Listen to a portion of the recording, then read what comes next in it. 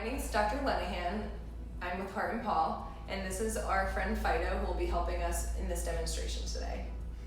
I want to give you a couple of tips and tricks at home for CPR, which is cardiopulmonary resuscitation.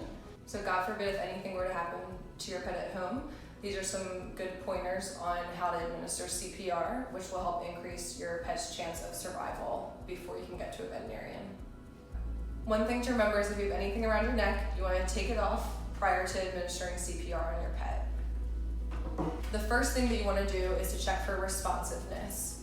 There's a couple of things that you can do to help see if your pet is indeed under cardiopulmonary arrest or whether they're still breathing and alive. One thing you can do is stomp your feet. You can clap your hands. You can also pinch their toe to see if they respond. Or if you put your finger right at the edge of their eyelid and they blink, that's another sign of responsiveness. One way to help remember how to administer CPR is with your ABCs. A is airway, B is breathing, and C is circulation. So the first thing you want to do is check for an airway. The way you do that is by taking a look inside the dog's mouth, and if there's anything in the back of the mouth that's obstructing their ability to breathe, you can try and swipe it away with your finger. B, which equals breathing, is the next step. That is done in 2 segments. So what you first want to do is look to see if the chest wall is moving. And at the same time, you want to put your head down close to the animal's mouth so that you can feel if the animal is taking breaths. At the same time you're checking for breathing, you want to use your hand along the inner thigh to check for a pulse. You can feel it right here, and it's the femoral vein, and you'll be able to feel a slight pulse against your finger. If you want to practice feeling for a pulse, you can feel for a pulse on yourself right at the wrist. This is the same feeling you would get if you were feeling for a pulse underneath the dog's inner thigh.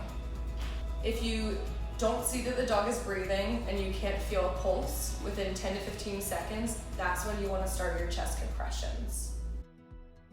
So in order to give chest compressions, what you want to do is either be on a flat surface like the floor, or you can be on a surface such as a table. Make sure that your pet is on a hard surface. You want to position yourself kneeling with your legs facing the back of your dog. Then what you want to do is interlock your fingers, and with straight arms, no bend, put all of your weight focused towards the center of the chest. You want to make sure you're compressing the chest about 1/3 to 1/2 of the distance from the chest to the floor. And you want to be shooting for the amount of compressions to be 100 to 120 beats per minute. A good song to keep in reference that you can be doing your compressions to is Staying Alive. That has beats of about 100 beats per minute. So as long as you're doing compressions at that rate or a little bit faster, that would be adequate for a dog and their normal pulse rate. As you're doing your compressions, you want to count and do 30 compressions. You want to blow into the dog's mouth 2 times. For large dogs, you want to put your hand around the muzzle to close the mouth and breathe into the nose. As you blow into the dog's nose, you'll see the chest fall and rise. That means you're doing it correctly. Once you've been doing compressions and breathing for 2 minutes, you want to check for life. How you do that is by checking for the circulation like we explained before. So checking for a pulse. So you'll be doing this in cycles. 30 compressions, 2 breaths for 2 minutes, check for a pulse. If you have a small dog or a cat, you're going to be doing your compressions a little bit differently. Usually we use a one-handed technique, and you want to wrap your hand around the chest of the dog or the cat and squeeze your thumb and forefingers together. For small dogs, you're going to be breathing into basically the entire snout.